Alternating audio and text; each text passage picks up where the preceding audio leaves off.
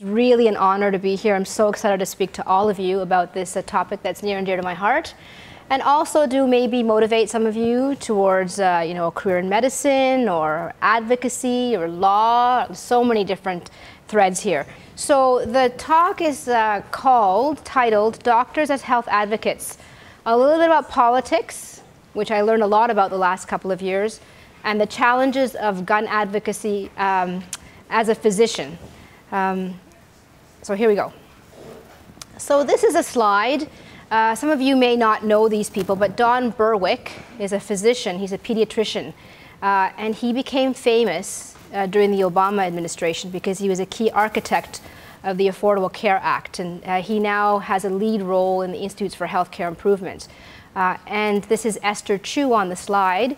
And she's an emergency physician who talks a lot about gender equity in medicine. And she's quoting Don Berwick here at a very important medical conference of speaking up as a physician. And this is something that I've learned about and now feel very deeply.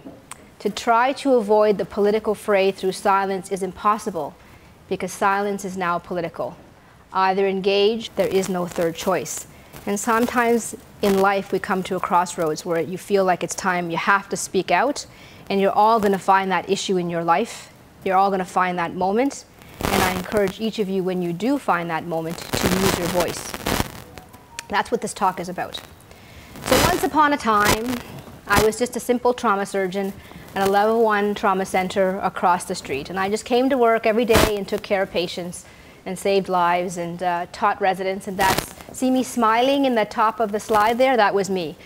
And then I became involved in the debate and the conversation around gun violence in the city and the country.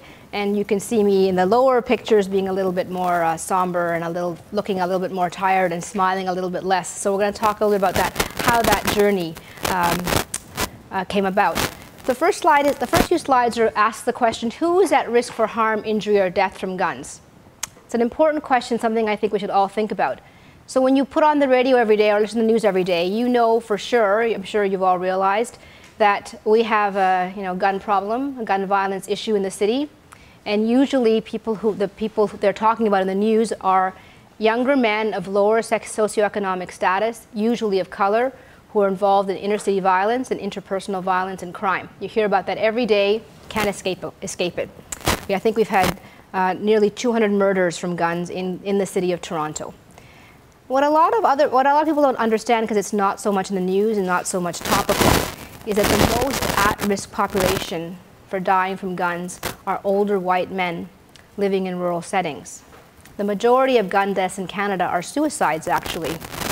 And because suicide by gun is so highly lethal, they very often result in death, 90% of the time, as opposed to other methods of trying to commit suicide, like slashing your wrists.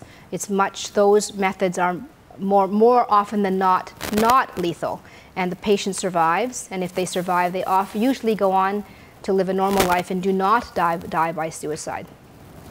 Suicide is usually impulsive, and so most people who survive do not go on to die by suicide. That's a very important message. Women are also at risk. So this slide's now out of date, actually. In 2018, 151 women in Canada died by femicide. And the most frequent method of killing was by gun. And the most frequent perpetrator was an intimate partner or ex-intimate partner or male relative.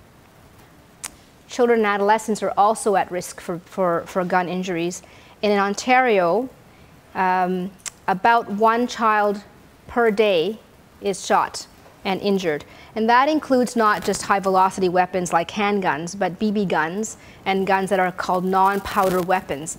And they were included in this study that came out of the Hospital for Sick Children, because children, because of their frame and their size, even despite the fact these are small pellets and BB guns, they can injure a child very severely or take their life or result in vision loss. So think about that.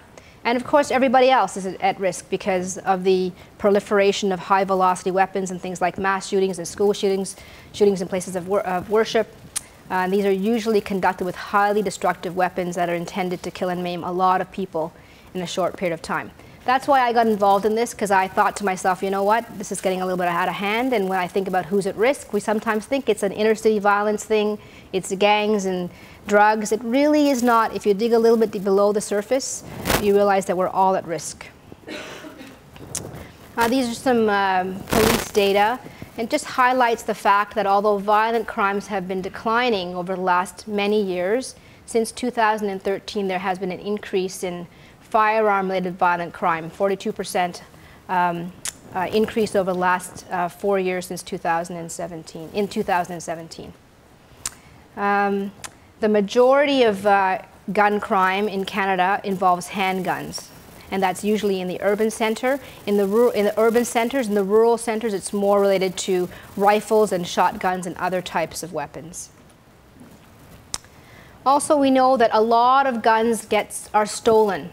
And that's one of the ways in which legal guns can come to be in illegal hands.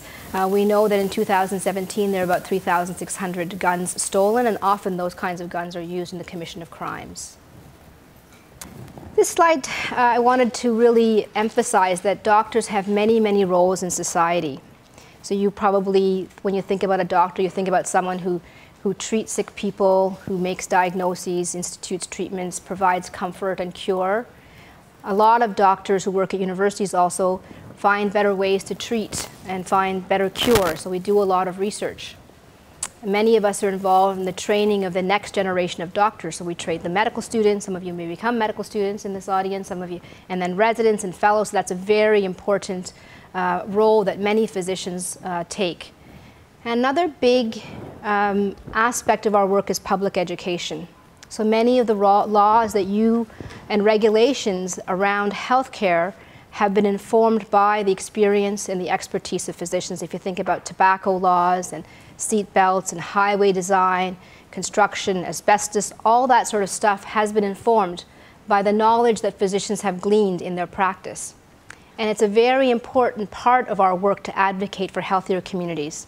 Things like clean water and sewage were initially designed and informed through the experience of physicians. I'm going to stop there. Any questions? I'm meant to be interactive. There's a lot more to talk about, but that sort of frames the talk.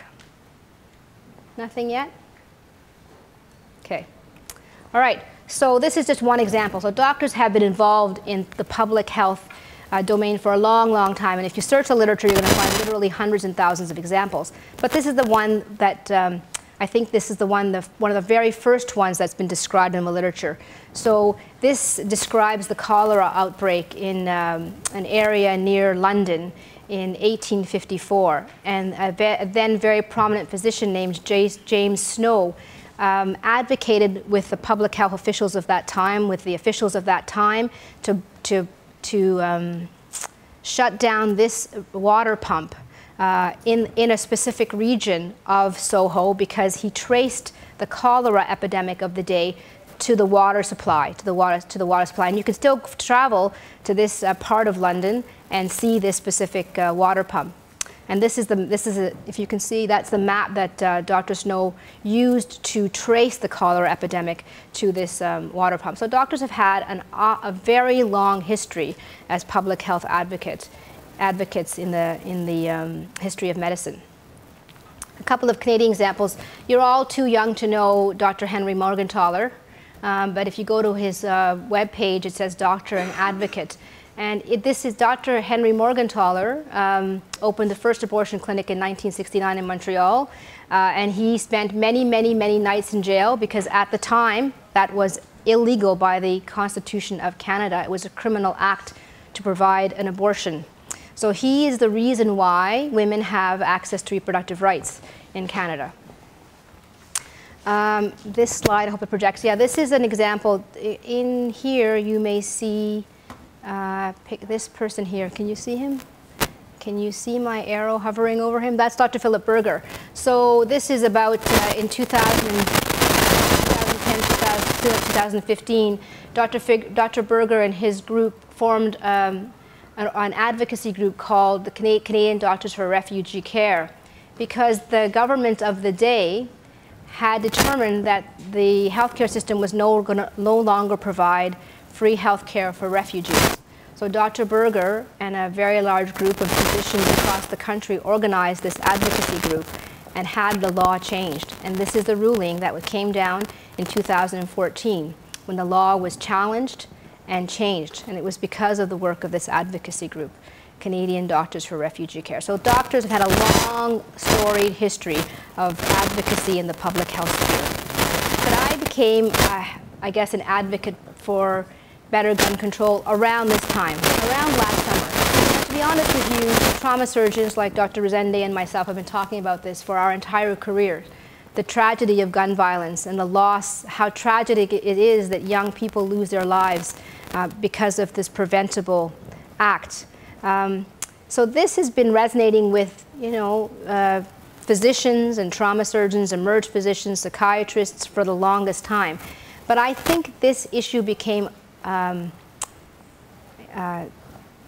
of woke in the community in Toronto for the public around this time, around the shooting, the mass shooting that happened on November 4th, 2018. I happened to be one of the trauma surgeons on call, and I was thrust into the public light as we had a public debate about this on media, in the newspapers and the radio waves and on social media. I kind of became very involved in this public debate about what we're going to do about the rise of shootings and gun violence in the city. But to be honest with you, we've been thinking about this for our whole careers.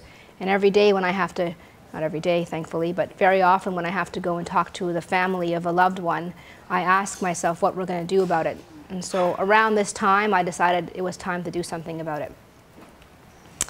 And around this time, this is in November, so this is just in the fall of that year, last year, the NRA, National Rifle Association, sent out this tweet: someone should tell self-important anti-gun doctors to stay in their lane. Half of the articles in the Annals of Internal Medicine are pushing for gun control.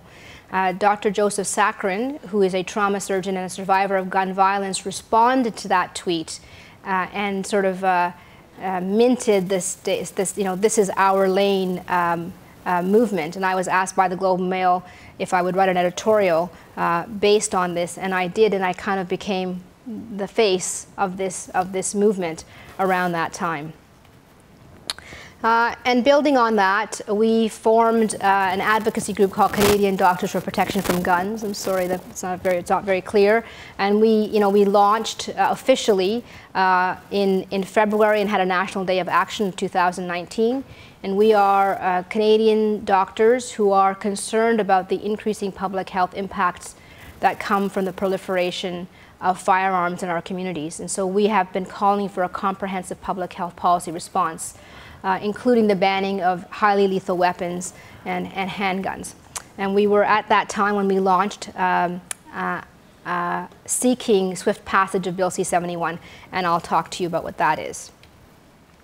Among the really important objectives that we wanted to undertake is to shift the discourse about guns in Canada. We feel that the discourse has been dominated, as it has been in the US, by a very powerful gun industry lobby, which prioritizes property rights over public health and life itself, and that we wanted to be sure that people understood that harm, injury, and death from guns is preventable, and that if we look at it as a public health issue, we can find public health solutions. We wanted to minimize adverse effects through changing the laws. We wanted to root our conversation on this issue in Canadian values of good governance, concern for public good, and social justice.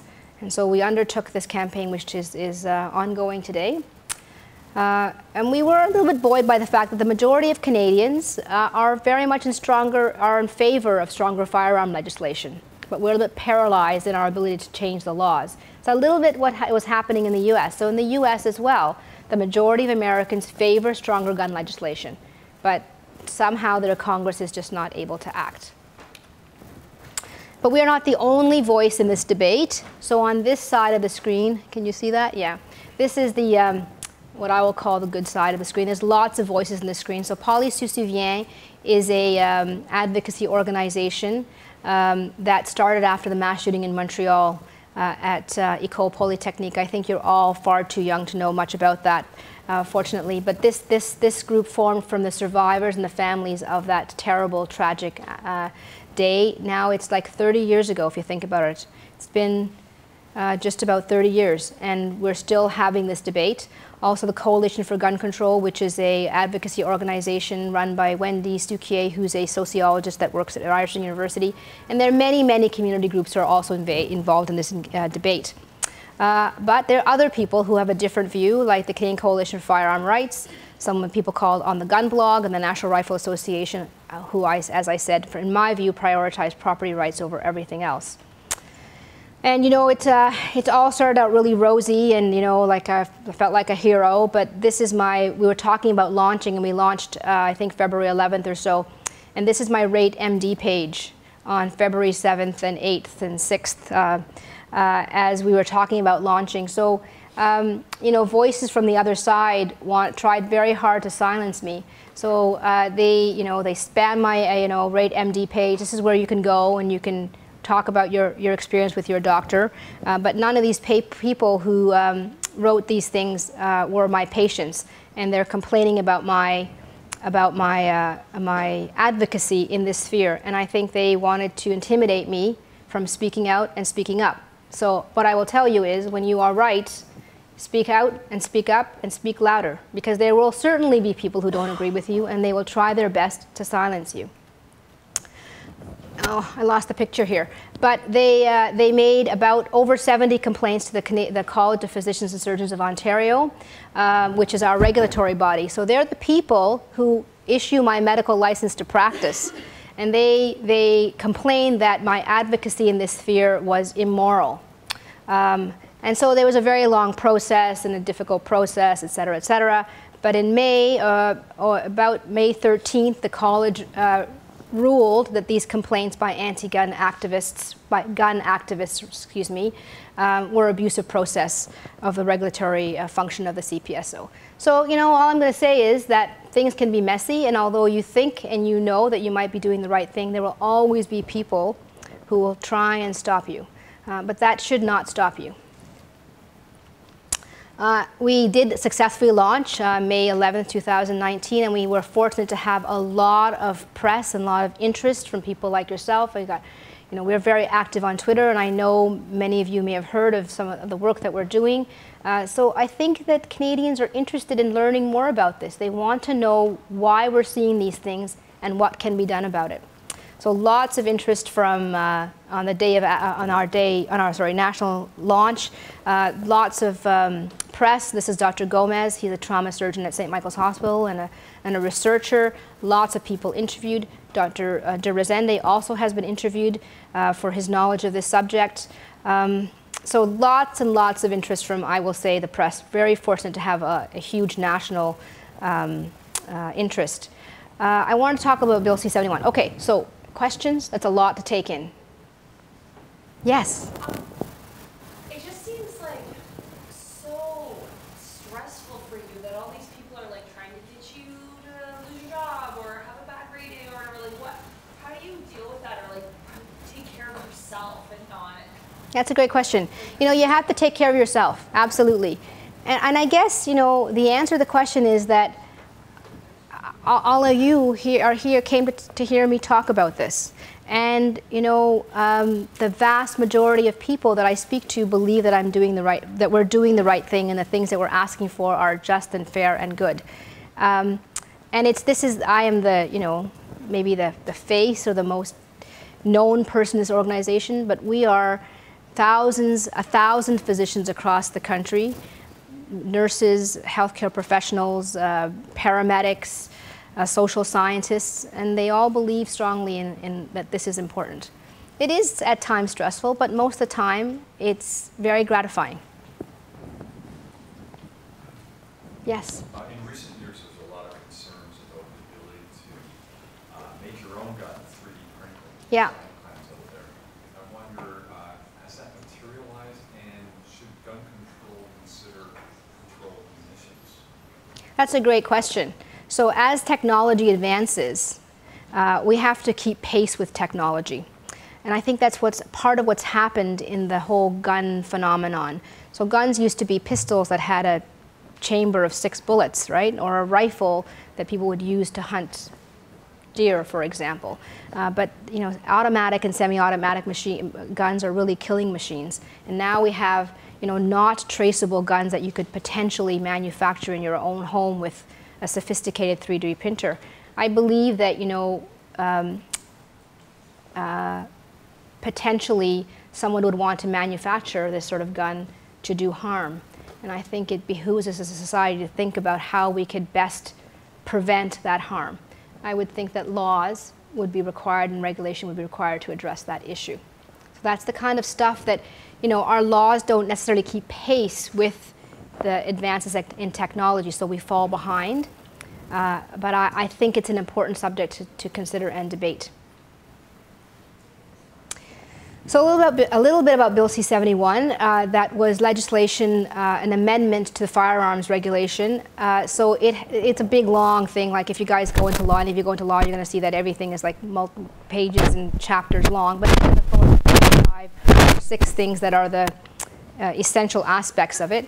So Bill C71, an amendment to the existing firearm legislation in Canada, extended what we call eligibility checks. They're called background checks in the US from 5 years to lifelong. So that was one part of it. The other thing is that if a seller, I wanted to sell my gun to you as an example, before Bill C71 there was no legal requirement for me to verify that you could hold a gun license. So that is something that Bill C71 addressed.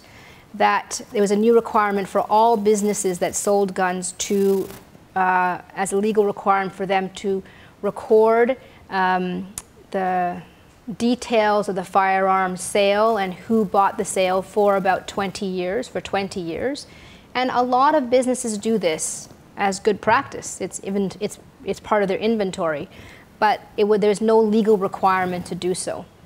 That there'll be a prohibition on the transportation of restricted firearms. That means handguns that are used for sport shooting and rifles used for hunting, limiting where they can be transported to the gun range and not other places without recording that on a website. And then there's an amendment to the Long Registry Act that would require sellers to preserve that information and the government to be able to access information when needed. So we were pushing for these things because we thought this would be important to increase the safety of our communities and society. Senator Andre Pratt sponsored this bill, and he's an independent senator from Quebec, and we were fortunate to meet with him and speak to him about this.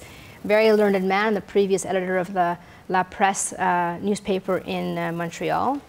And we were fortunate to be invited to the Senate of Canada. I must say I've had a long and very exciting career, but this was a very exciting day for me.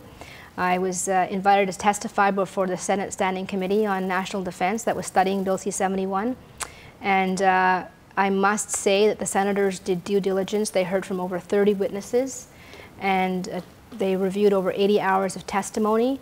It was very exciting, and I was really honored to be invited. If you ever have the opportunity to go testify before the Senate or visit the Senate of Canada, I suggest that you do, because it really shows how rigorous and how important the process of lawmaking is in our country. We launched, there's a picture missing there, sorry about that. We had a National Day of Action on April the 3rd. Some of you may be aware of this, and here are some pictures from that day. We were fortunate to have a lot of interest from across the country, 16 different cities, about 1,000 participants. We got tons of media interest, including 4.5 minutes on the national news that night, over 80 media stories, and I think we were successful in reframing this discussion about gun injuries as a public health issue for Canadians. To get this stuff done, well, you have to be comfortable and you got to engage with the media, because if you want to engage with the public, you have to be comfortable talking to the media. This is not an easy thing for me because I'm actually very introverted. I like to take walks in the woods and read my book and ride my bike. That's the kind of stuff I like to do. I actually don't like to be on camera. Don't like to give lectures. I actually don't like to do this stuff, but it's necessary. So we were fortunate to have coverage in the Washington Post. I was on the agenda, and lots of other local media and national media to get our message and our stories out there. You have to engage with public officials. So we have talked to ministers and senators and MPs and MPPs and been in the mayor's office now 3 times. We've talked to key advisors in the Prime Minister's office, and you've got to continue to press on your issue and talk to whoever is interested to hear your voice. We were fortunate to get an editorial in the Canadian Medical Association Journal and get the cover of the journal this past summer. This, for those of you who don't know, and many of you probably wouldn't, this is Dr. Gigi Osler. She's the president of she was the immediate past president. She is the immediate past president of the Canadian Medical Association. And this is Dr. Sandy Buckman. He is the current president of the Canadian Medical Association.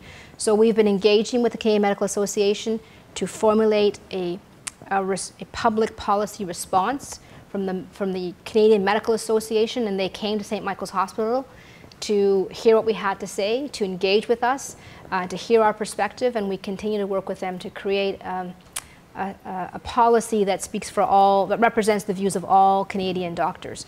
This is the kind of stuff that you have to be willing to do if you want to move the conversation in your profession a certain way. Okay, I'm going to stop there. More questions?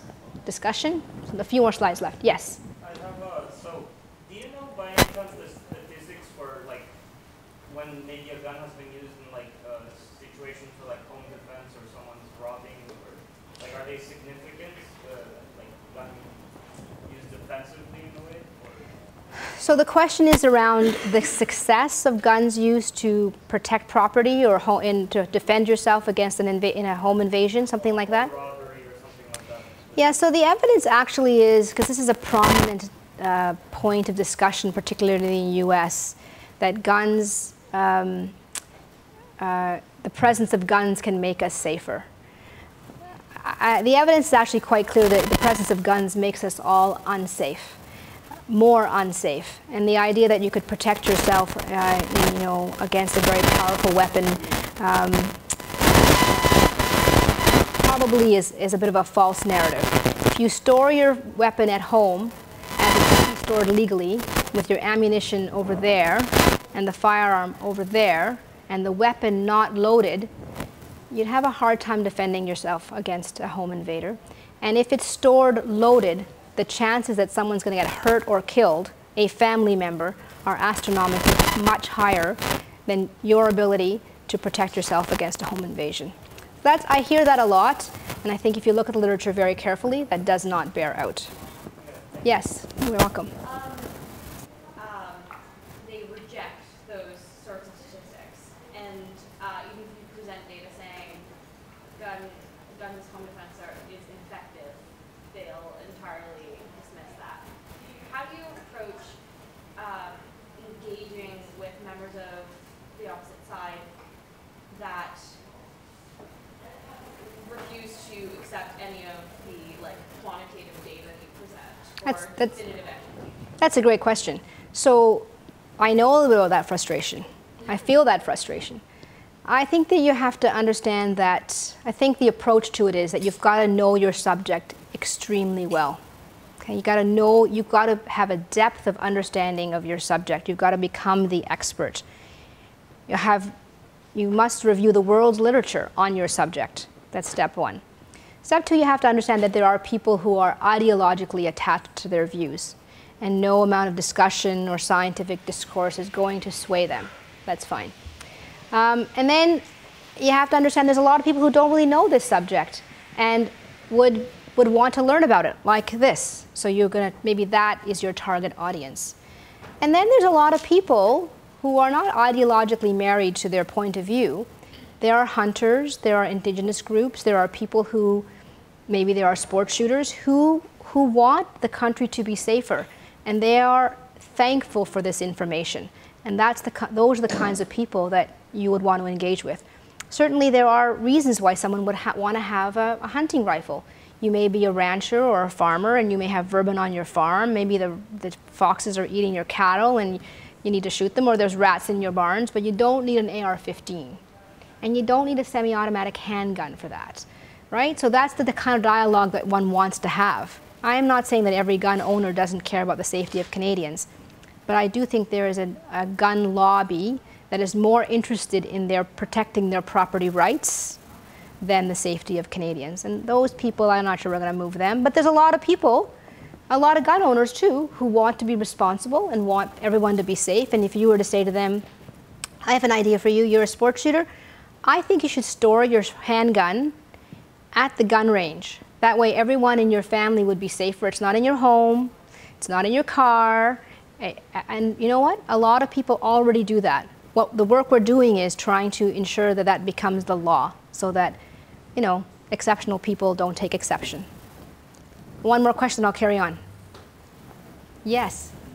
So at the beginning, when you started telling us this story, you mentioned that the deaths by gun were not just one reason. It wasn't just because of Correct.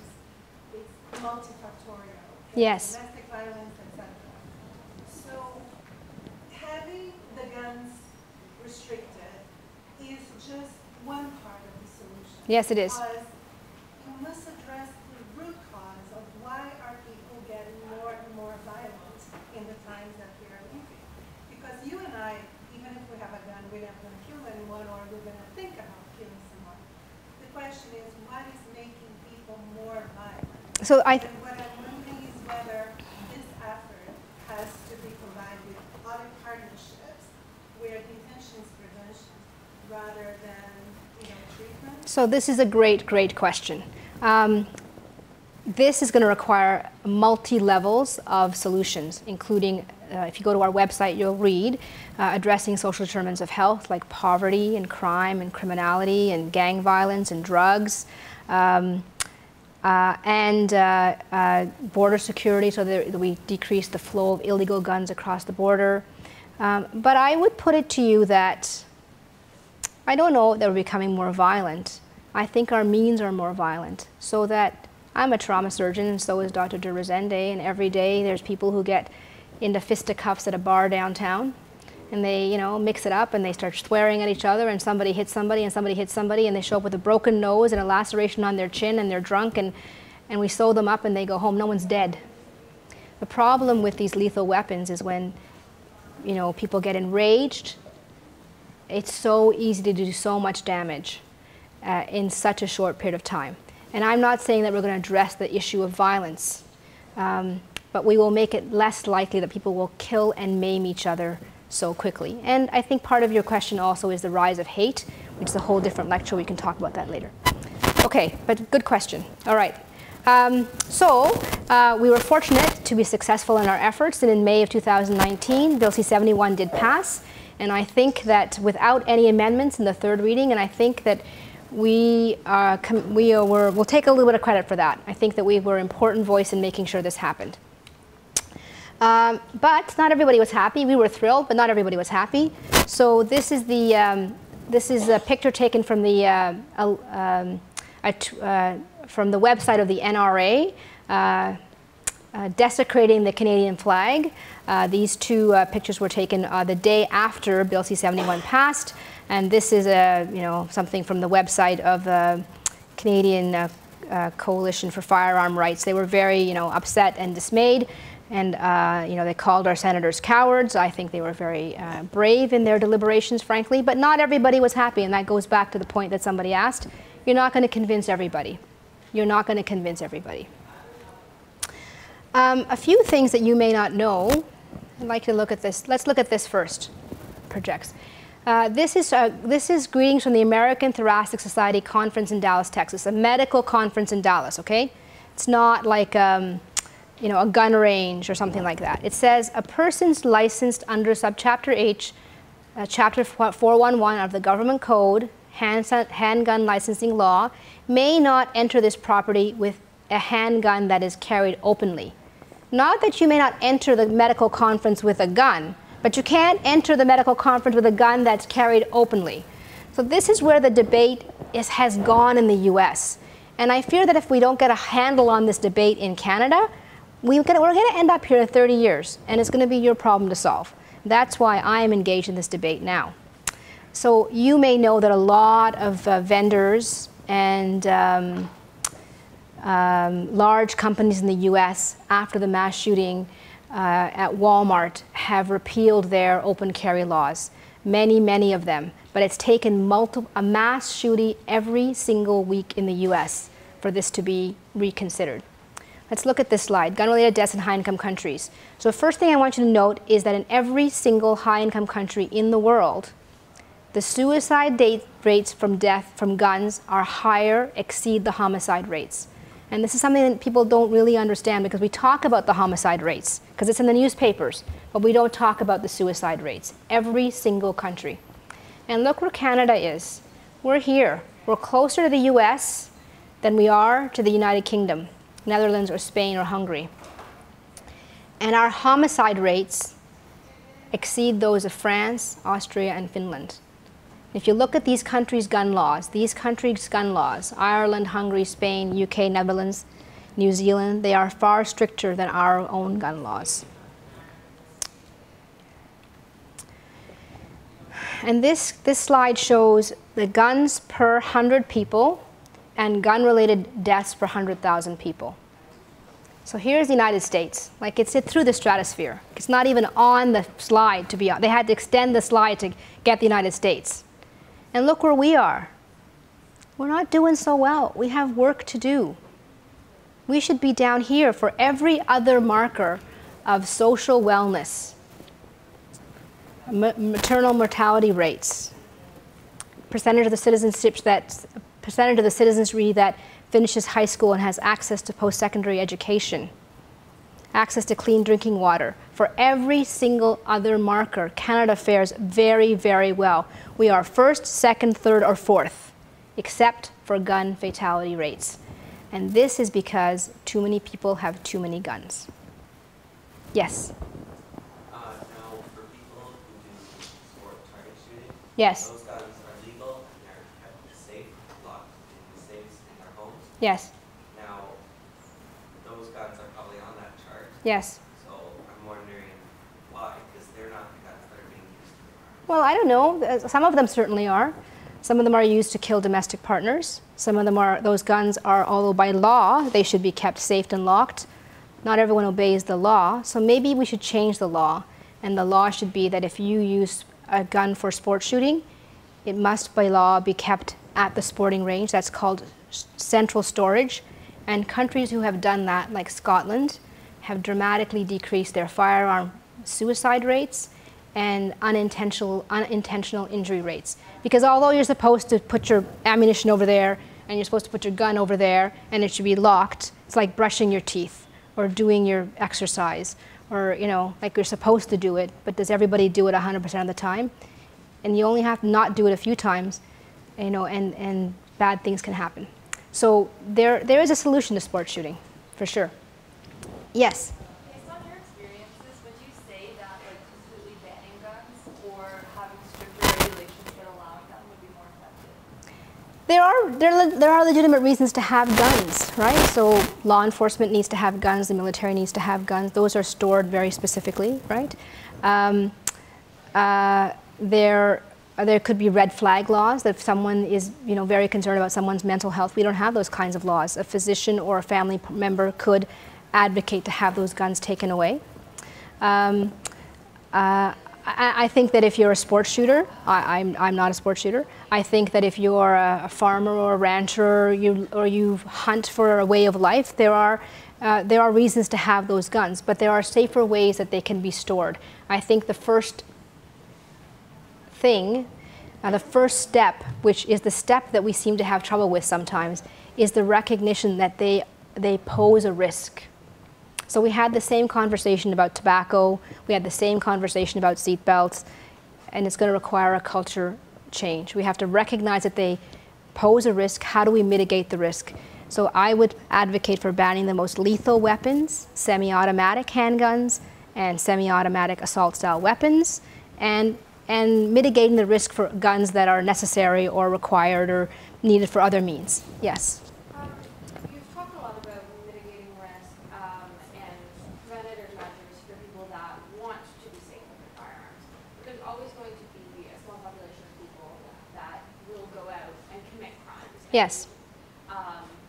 No degree of telling them to Yes. say he's going to stop, that sort of thing. In terms of, I guess we would call it treatment, so it'd be an incarceration or the punishment for that. What do you think is necessary on that end? What do you think would Well, actually be- I think that goes back to the question that you asked. So first of all, I think then those people are called criminals, right? And we have a code for that. It's called the Criminal Code of Canada. And they are breaking the law as you would break the law if you were speeding, right? So when we first introduced speed limits and stop signs, people said, that's crazy, no one's going to do that. But we did, because we learned as a society it's better for everybody. So if you drive your car too fast down this road, that's breaking the law, and there are consequences.